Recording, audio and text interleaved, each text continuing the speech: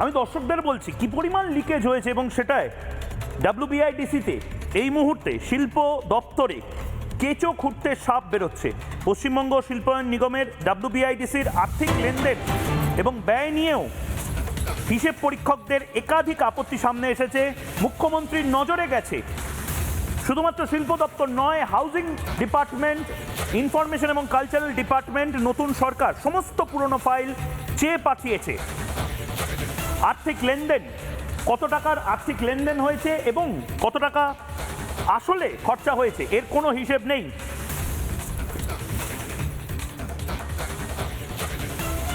আমি তাপসদার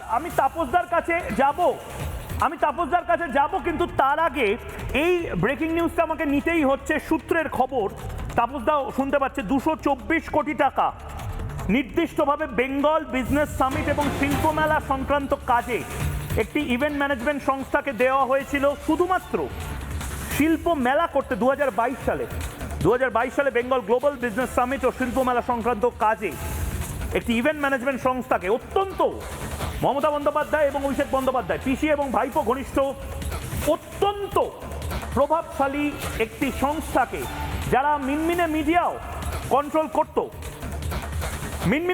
কন্ট্রোল করত, তাদেরকে 224 কোটি টাকা দেওয়া হয়েছিল মমতা বন্দ্যোপাধ্যায়ের সরাসরি সুপারিশে। তাপসদা, মানে কি করবেন? পাপ ধুতে তো মানে 1 লাখ 2 লাখ সাবান কিনতে হবে মনে হচ্ছে এই মুহূর্তে। যে পরিমাণ পাপ, মানে আপনারা শিল্প করবেন একটা বিষয়, তার আগে আপনাকে তো ঘরে মোটামুটি ফিনাইল, সাবান সব কিছু পাপ ধোয়ার জন্য এবং জেলে পাঠানোর বন্দোবস্ত করার জন্য করতে হবে। এই যে সংস্থা, তার মাথার ওপরে এই যদি কান টানা হয়, তাহলে তো অনেক বড় বড় মাথা আসবে আর ঝনঝন করে টাকা বেরোবে। এই পাপ ধোবেন কি করে? তাপসদা শুনতে পাচ্ছেন? বলুন। সে তো করতেই হবে। গঙ্গোত্রী থেকে গঙ্গাসাগর বিজেপির গেরুয়া ঝড়, গেরুয়া রং প্রবাহিত হচ্ছে। রাম তেরি গঙ্গা मैली हो गई पापियों को पाप धोते धोते। আমাকে সেটাই করতে হবে, আমাদের সেটা করতে হবে, মুখ্যমন্ত্রীকেও সেটা করতে হবে। সেটাকে পবিত্র করতে হবে, সেটাকে পিওর করতে হবে। এই সমস্ত পাপকে আমাদের সত্যি ধুতে হবে। তাপসবাবু, আপনি আমাদের সঙ্গে থাকুন, আমি আপনাকে বেশিক্ষণ আর ব্যতিব্যস্ত করব না। এরপর আমাদের সাথে উত্তরপাড়ার বিধায়ক দীপাঞ্জন চক্রবর্তী এবং আমাদের সাথে রাজনৈতিক বিশ্লেষক ইউটিউবার সন্ময় বন্দ্যোপাধ্যায় থাকবেন। কিন্তু আমি আরেকটা প্রশ্ন আপনাকে করতে চাই, যে এই শিল্প দপ্তরে যে কেঁচো খুঁড়তে কেউটে কেন অ্যানাকোন্ডা বেরোচ্ছে, এই ডাব্লিউবিআইডিসির আর্থিক লেনদেন ও ব্যয় নিয়ে যে হিসেব পরীক্ষকদের একাধিক আপত্তি, বিভিন্ন দপ্তরে এটা হচ্ছে, এটা 1 মাসের মাথায় যে আপনারা বের করতে পেরেছেন, এটা খুব ভালো জিনিস। তার কারণ এরপরে ফাইলগুলো হয়তো নষ্ট করা হতো, এরপর অফিসাররা হয়তো হাতটা ধুয়ে মুখটুক মুছে হয়তো বসে পড়তো। বিভিন্ন এজেন্সি বা এই ম্যানেজমেন্ট গ্রুপ, তারা এইভাবে টাকাটা পেয়েছে। এটা নিয়ে আপনার প্রতিক্রিয়াটা যদি একটু দেন।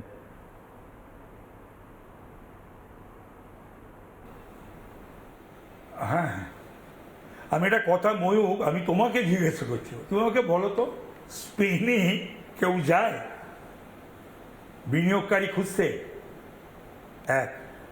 স্পেনে গিয়ে পশ্চিমবাংলার একটা কারখানার উল্লেখ হয়? 2, 3 হচ্ছে যে স্পেনে তিনি তার পছন্দের সব লোকজনদের নিয়ে গেলেন। কেন গেল, কি করতে গেল? আড্ডা মারতে গেল, ঘুরতে গেল, বেড়াতে গেল। মমতা ব্যানার্জির ওই হারমোনিয়াম নাকি অ্যাকর্ডিয়ন বাজানো, পেছনে হাঁটা, এসব দেখতে গেল। আমি সেসব বলছি না, কিন্তু তুমি স্পেনে গেলে, তুমি শিল্পমন্ত্রীকে নিয়ে গেলে না। এটা আমি আগেও বলেছি, আজও বলছি। তুমি স্পেনে গেলে উদ্যোগপতিদের আনতে, শিল্পপতিদের আনতে, বিনিয়োগকারীদের আনতে, শিল্পমন্ত্রী নেই। বাহ, এটা কি হয়? এটা হয়। এটা তৃণমূল থাকলে হয়, আর মমতা ব্যানার্জি মুখ্যমন্ত্রী থাকলে হয়। তাপসদা, আমি আপনাকে শেষ একটি প্রশ্ন করতে চাই এবং তারপর আপনাকে আমি ছেড়ে দেব। কিন্তু এই প্রশ্নটা করার আগে আমি আপনার অনুমতি নিয়েই একটি বাইট শোনাতে চাই। এটা পুরনো বাইট। শিল্প মেলার নামে এই যে এই সংস্থাগুলো এই 6.5 কোটি টাকা যে তুলেছিল, এটা কিসের জন্য? মানে তারাও হয়তো নিজেদের অ্যাডভার্টাইজিং এজেন্সিতে বসে হাসাহাসি করতে, ও মমতা বন্দ্যোপাধ্যায় এপাং ওপাং ঝপাং বলবে, একটু কাশফুলের বালিশ নিয়ে কথা বলতে হবে, 4-5টা কপি লিখে দিস, 5-6টা বিজ্ঞাপন, 10-12টা বিলবোর্ড ইত্যাদি ইত্যাদি করে দিস, এই মিনমিনে মিডিয়াকে কিছু জিনিস দিয়ে দিস, মিনমিনে মিডিয়ার সিনিয়র মিনমিনেকে একটু হোটেলে ডেকে নিস, এই কিছু কিছু জিনিস হয়তো হয়েছিল। মমতা বন্দ্যোপাধ্যায়ের শিল্প মেলার নামে কি করতেন আসলে, শুনুন। আমি অনেক সময় শুনি বাজারে মিষ্টির দোকান তো কই কারো মিষ্টি নষ্ট হয় না, মিষ্টি কিন্তু ঠিক বিক্রি হয়ে যায়। অর্থাৎ একটা মিষ্টির দোকান কত ভালো ইনকাম করে আমি এটা বোঝাতে চাইছি। এবার একটা ছোট্ট তেলেভাজার দোকান, আমি আমার পাড়ার কতগুলো তেলেভাজার দোকান চিনি, এইটুকু একটা দোকান সেখান থেকে বড় বড় 4তলা 5তলা 10তলা বাড়ি বানিয়েছে।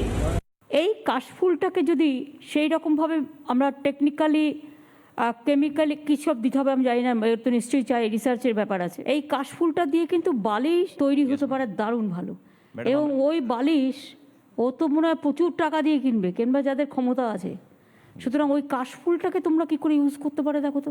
1000 টাকা জোগাড় করে একটা কেটলি কিনুন আর কয়েকটা মাটির ভাঁড় নিন, সাথে কিছু বিস্কুট নিন, আস্তে আস্তে বাড়বে।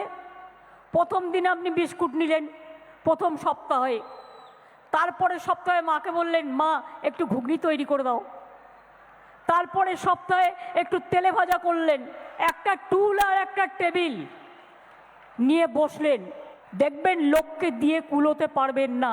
আজকাল এত বিক্রি আছে। আমি যদি বলি ভাই যখন কিছু নেই 1000 টাকা নাও, দুটো চায়ের কেটলি কেনো, ঘর থেকে কিছু চা কিনে তৈরি করো, আর বিস্কুট নাও, বউকে দিয়ে ঘুগনি তৈরি করে আনো, দেখো প্ল্যাটফর্মে গিয়ে দাঁড়াও, বাস স্ট্যান্ডে গিয়ে দাঁড়াও, এই টাকা তোমার কত দিনে কত টাকায় দাঁড়ায়।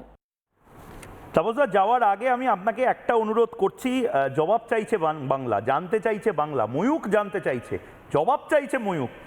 এই যে কাশফুলের বালিশের ফ্যাক্টরি যেটা হওয়ার কথা ছিল সেটার আপডেট কি? এই যে চপ ঘুগনি শিল্প হওয়ার কথা ছিল সেটার আপডেট কি? এই যে কেটলি চা বিক্রি করার কথা ছিল শিল্পপতিদের, তার আপডেট কি? এবং সবচেয়ে বড়, এই স্পেন থেকে যে শিল্পটা আসার কথা ছিল, এই বল নাচানো আর শিল্প আসা, এই যে জিনিস আমরা দেখেছিলাম, এইটার আপডেটটা কি আমি মাননীয় মন্ত্রী মশাইয়ের থেকে জানতে চাই, শিল্পমন্ত্রীর থেকে জানতে চাই।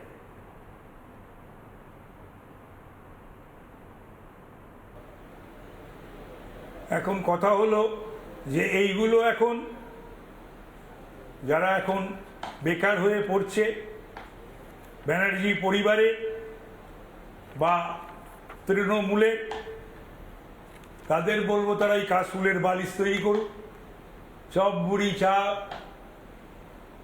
ঘুগনি শিল্প করুক। সরকার যদি সেক্ষেত্রে কিছু সাহায্য সহযোগিতা করার থাকে করবে, দেখব সেটা আমি শিল্পমন্ত্রী হিসাবে।